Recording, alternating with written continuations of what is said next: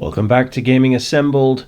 Today's part 13 of our Inheritance Series. Thank you for joining us. Before we start, we'd love to hear from you. So like, comment and subscribe to the channel and interact with us on social media. And thank you to Johan Lundström for subscribing already. Let's get started. Okay, so, welcome back. Last one did work, which was great. So I finally managed to get something recorded for this this series today. We are going to now look at continuing on. Again, I'm not going to go too long in this episode, just in case things don't quite work out as they should in terms of recording. I don't know why it's been doing this lately, but it just has. But let's see what we can do. So, we have King Niall. We've now... We're fleshing him out as a character a little. Not in the most positive ways, perhaps, but he's become an adulterer and a drunkard, while he's also sadistic and scaly, which, is... well, great. So... Last time we were handing out the titles, basically, and revoking titles and handing out new ones. There was a bit of a shift in the politics of the realm. Previously, under King George and King John, the realm has been mostly made up of our family, of our dynasty in one way, shape or form, and this is no longer the case. Over here in Wales, we have our friend, so... he's the friend of Niall, and so we made him the Duke of Deheubarth, basically the petty king of Deheubarth, and we also gave our son, the new Prince George, some lands in Northern Ireland, in Ulster, and we got him betrothed to this girl here, who her mother is the Duchess of Jorvik, and she has claims, unpressed claims, but claims nonetheless, on various places in England, and she has a pressed claim on Worcestershire. So, let's see where we go. Let's start us off again. So, in previous ones that you've not seen, because all this craziness with the recordings have been happening, we have, I've ordered, or rather, King Niall has ordered the expansion of some of the holdings. We have been using the monies that we've got to sort of build extra things because he's content and he'd want to sort of try and maintain the realm as it was. And this was sort of what motivated him during the rebellions, which again you didn't see, unfortunately. And that was to maintain the status quo of the kingdom and obviously maintain the status quo of his head on his shoulders. So, there you go. So this is our friend who is arriving to pay tribute to us. He's made a good effort. We'd give him the benefit of the doubt because he's our friend. I didn't realise that. Does he not speak our language? So he's Franconian, so he speaks High German. Oh, I think then we should learn his language, shouldn't we, really, since he's our friend. I don't know who Peter is, but we'll deal with him in a minute. Yes, so not an easy language. So we should probably try and learn his language. He's got a bit of a thing for languages. He's learned a few. So that's good. So I think what we're looking at is perhaps doing things to suit our family, our friends. These would be his motivations. Trying to maintain the status quo. I mean, this might require us going to war with somewhere like England. I mean, we don't want to do that because we'll inherit that anyway.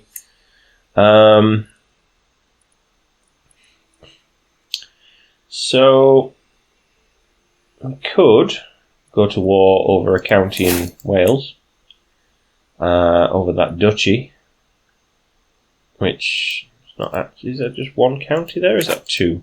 It's two counties.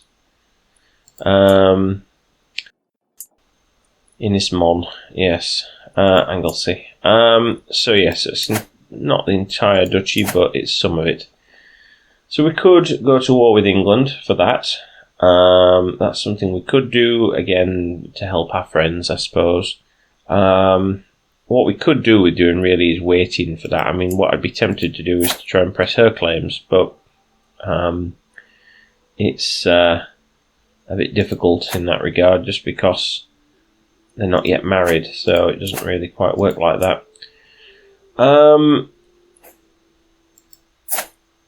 We could go down a stabby route and try and wheedle our way into things. He's our cousin, and we could look at trying to kill him. Well, we're not really going to stand much of a chance of that. Perhaps we'd have to go down a different perk tree to get a bit more than that. Personal scheme against family members. Would that mean that it was easier now with him being our cousin? No, still 5%. Okay. It's no secret that I'm working hard on learning High German language, and it seems that it's becoming common knowledge amongst the Franconian peasantry. There's a lot of them in Ireland and Wales. They are referring to me as the king that cares. Well, that's nice. A flattering thing indeed. Even the lower nobles are lauding my efforts. I feel like my efforts have brought Gaels and Franconians closer together.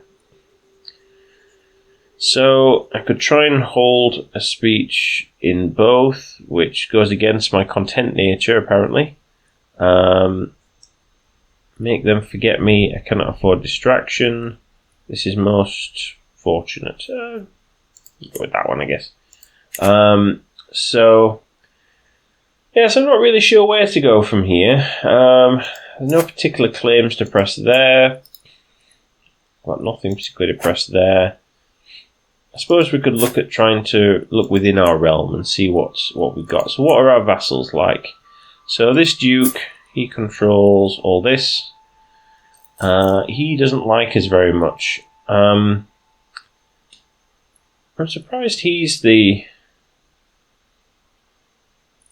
I thought it was our... Is he the one whose father... Oh, maybe there's been a power shift. So he was the ruler of that area. Maybe... Am I getting the wrong one here? I thought that it was our cousin that held this land. Let's go back to our father's brother. So Munster, yeah, Duchy of Munster. So that was that. And then he must have been dethroned, I guess. So he did inherit it. I know he did. This guy, he did inherit the lands. So he must have been overthrown. Yeah, okay. So the previous ruling dynasty are back in charge. So, let's have a look then. So he possibly likes me more than the other people did. So maybe that's okay. So forgiving, sadistic, he doesn't like us just because of our traits, basically, and the crown authority and the fact that I'm scaly and stuff like that. So what can we do there? Well, your heir is this fella, and you have a daughter who is already betrothed. So that's no good to me. How about the other son? Yeah, there we go. So we've got some daughters. So what we could do is you could marry the dwarf daughter. And that would then mean that I'd get a connection with him. And so that means that he can't, I think, join any factions now. So maybe he can. So that didn't work. How could I make him like me a bit more? Well, I could offer him guardianship of a ward. Except I think I've done the wrong one there. Offer ward. There we go. I could offer him to be the ward of them. So, will it work if it's the son that does it? No, he just likes me more, not the father. He's going to die soon, 70. I think the only thing I could do would be to sway him, but I think I'm already busy learning the language, so we'll have to wait on that one. Let's have a look at this. So this is the dude who is in prison, and we let go. First I thought they were mainly idiosyncrasies, but it's clear one of the many servants at court has been furtively signalling me. I approach him with my guards at a quiet moment, and he whispers conspiratorially, that's a hard word to say, Great King, my name is... That's an even harder word to say. Yeah, him. We overhear much while waiting on your guests. They hardly even notice our presence, as a good servant should be. I look at him doubtfully, wondering whether I really want to hear what he has to say. What he says next. He returns the look, clearly unsure whether he's making a mistake. At last, he swallows. My lord, Gutier, so that fella, your austere guest, is a sexual deviant behind closed doors of your castle. I swear it with God as my witness. Okay. I don't quite know what that means. I mean, does that mean he's like finding random goats and things? Is that what it means? I mean, he's a bit slow and he's one-legged, so they'd have to be fairly slow goats, but maybe a lame goat or something. Unsuspecting sheep. And maybe that's what he's doing. I don't know. What else have you heard? Learn the secrets of someone else at court. Take this, or report to me only. So you gain service informants for 5 years. Spymaster will more likely disrupt schemes while this modifier is present. I need a reliable man like you, so recruit him to my court. Well, actually, that wouldn't be a bad thing. I mean, I suppose from a roleplay perspective, he's come up to us and he said, look, I want to help you. And so far, Niall seems to have been loyal to his friends. So, yeah, okay, fine. Bring him to our court. And maybe then, learn language failure. No, start over. Do it right. Stiff drink. There we go. Let's do that. So yes. So maybe then, I mean, we make this guy. I mean, he sort of likes us-ish. Maybe currently, Mummy Dearest is Spymaster, but she's 71. She's perhaps not up to it now. And this guy neither likes us nor dislikes us, but he's been good enough to talk to us so far and help us. So that's something. So maybe we'll look at trying to make him part of the furniture here as well. So maybe he could marry my cousin. Maybe that would be the way. So yeah, we'll do that. And so we can look at making. He's our spy master. He likes us a little bit more now. Personal diplomacy, forgiving, drinking in moderation. Okay. Okay, cool. So there we go. So he likes us a little bit. He's a bit terrified of us, which is good. Time to hit the books. My tutor can help me. Yeah, there we go. Let's do that. I'm still really, really stressed, but we need to deal with that. So let's go on a hunt. Your ample servants better flush out animals, earning more prestige if your hunt goes well. Right, let's do that. No longer overwhelmed by stress on that one. We'll have to work on it a bit more. Hunt the lovers. I follow my quarry into the plain, slowly but surely gaining on the powerful boar. Suddenly, it spooks and bounds away, and as I move to see what scared it, I can scarcely believe my eyes. Guta and Mormare Elil entangled on the ground in a passionate embrace. Okay, well that's great. Who are you again? My vassal. What do you own? Oh, Dublin. Okay. Back away slowly. I saw nothing. This is disgrace. Cease this at once. Well, he's got a lover of his own, so, or at least he used to have anyway. Maybe she's dead. But he used to have one, so I think back away I saw nothing. But he used to do that sort of stuff. The lure of language learned, time well spent. Excellent, there we go. So we've done that. We've learnt that language. I think what we're going to do, actually, is we're going to seduce our wife. Oh, no success chance.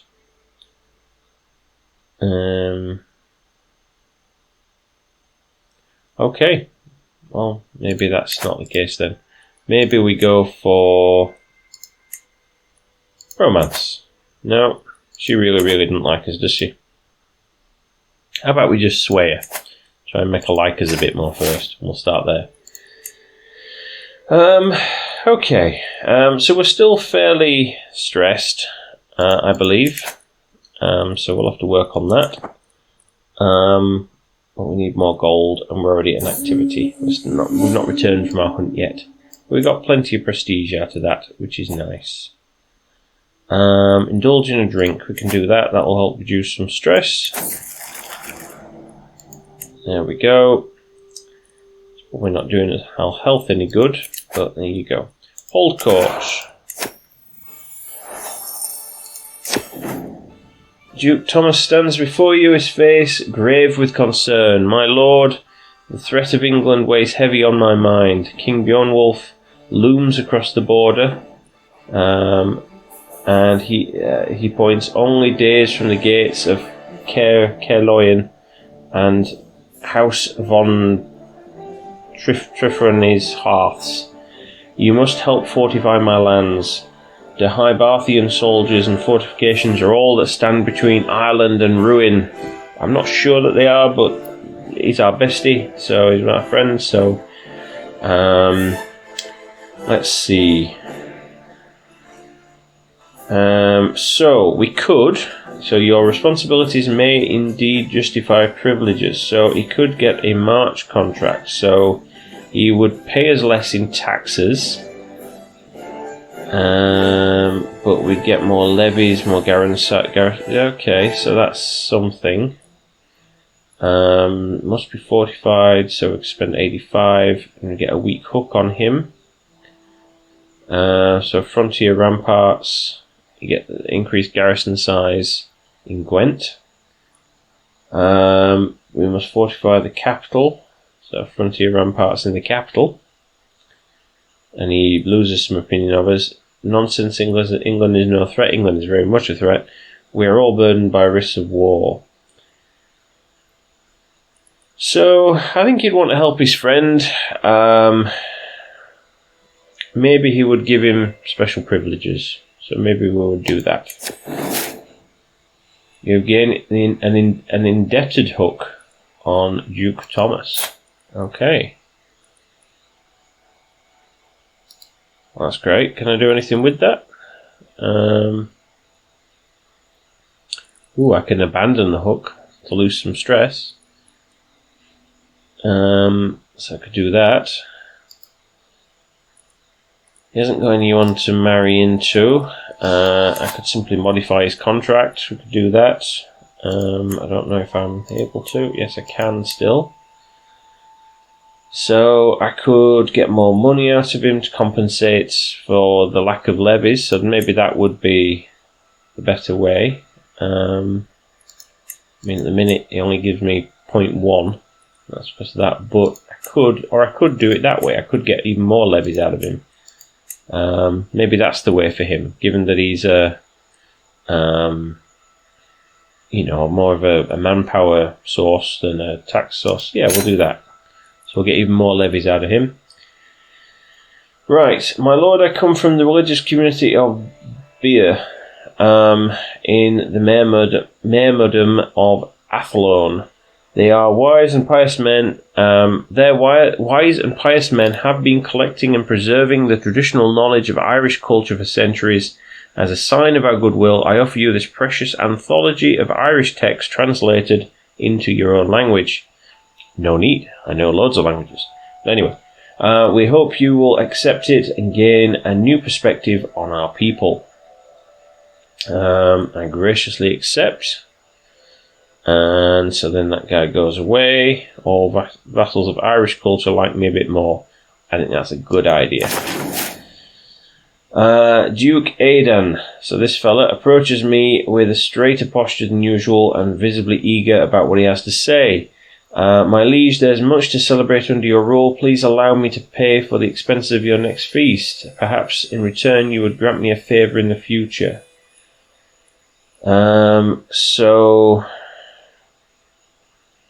Very well, I accept. So he pays me 200 gold, and I get he gets a weak hook on me, which I don't like the idea of. Hosting a feast in the near future will yield a reward of court grandeur value. Perhaps we can arrange something more agreeable. So he agrees to renege on the request of a favour. Okay, so I just don't get the gold as well. I'm